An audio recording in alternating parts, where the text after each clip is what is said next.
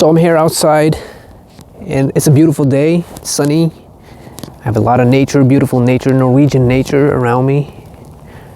English is not my first language, so I might, stutter a bit. Not stutter, but stumble a little bit. But the thing is, I just wanted to speak from the heart today about technologies and our relationship to technologies. Obviously, all of you know that we are getting further and further into the technological revolution, and the internet and AI has been taking over the world. We're living in some very special times nowadays, and these special times are basically accelerating more and more and more. Things are getting more advanced. We are capable of doing so much more, and we are doing it in a pace which is uncomfortable for many. Many of us don't even know what it feels like to be without the internet. I was born in the 90s, so I have a reference point. I remember what it was like to be, outside without the internet and cell phones. We didn't even have cell phones back then, but those years were few because in the year 2000, things changed. And they changed a lot, very quickly. Everybody had access to a PC. Broadband was a thing. I don't even have to go into the details because everybody knows. Point is, we're getting to a point now in our evolution as a species. We're coming to a point now where there is no return. But there is a way for us to be conscious of living in a symbiosis and balance with technology, and that's the only way forward.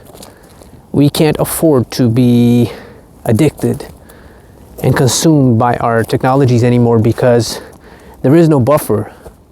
Our laptops are not tethered to our homes anymore. We have them in the pockets. So it's very important that we now become more and more spiritually aware. And aware in general, it doesn't have to be a spiritual thing, but aware and conscious of how we spend our time with technology. Personally, this happened for me. The 2010s to 2020s were very different. It was a different decade than the 2020s to, up until now, 2025.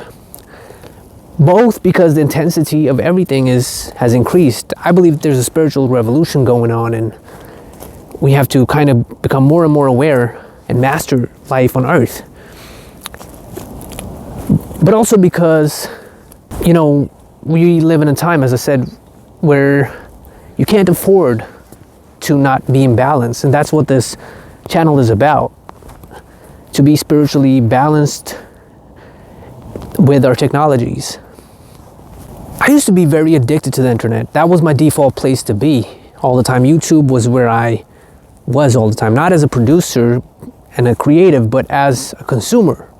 And I didn't know any other place than that. So when I stepped back in 2020 and was basically forced to change my life in terms of my relationship to technology, I had to drastically cut down internet time.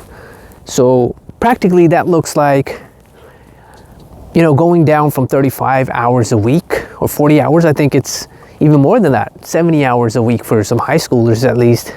The average citizen spends a lot of time on the internet. To going down to 12 hours, 15 hours a week, which is where we were before the first iPhone came out in 2007. And our mental health graphs didn't shoot up in the air, like they have been lately. So where was I going with this? I decreased my time so much that I can now fully say that I'm living in balance with technology, not to brag or anything, but because I have many other areas that I need to fix my life in. But in terms of technology and internet and the digital world, I can say that I have fully mastered it in a way, or mastered it to the degree I needed. And that's what this channel is about. I want it to be a message from me to you on how you can balance yourself. It will be practical advices. It will be advices that are relevant to you because I've been through the whole journey. Cutting down the internet time, cutting down media time. So that was the whole thing here. Not anything practical right now, but it will come pretty soon. Yeah, we're living in very fast-paced, in a very accelerating world, and we have to be aware now, because if we don't, we won't survive. I have a book out on Kindle that you can check out. It's in the description below. I also have a Patreon. Many cool perks there, coaching, and also you'll get the videos early. And at the same time, I release articles occasionally on Medium if you want to read things instead of watching. So yeah, that's what I wanted to say, just from the heart. I don't know if this made any sense at all, my rambling, but I just wanted to get it out there. And I don't know how many are gonna listen, but I have something to share at least. Okay, peace.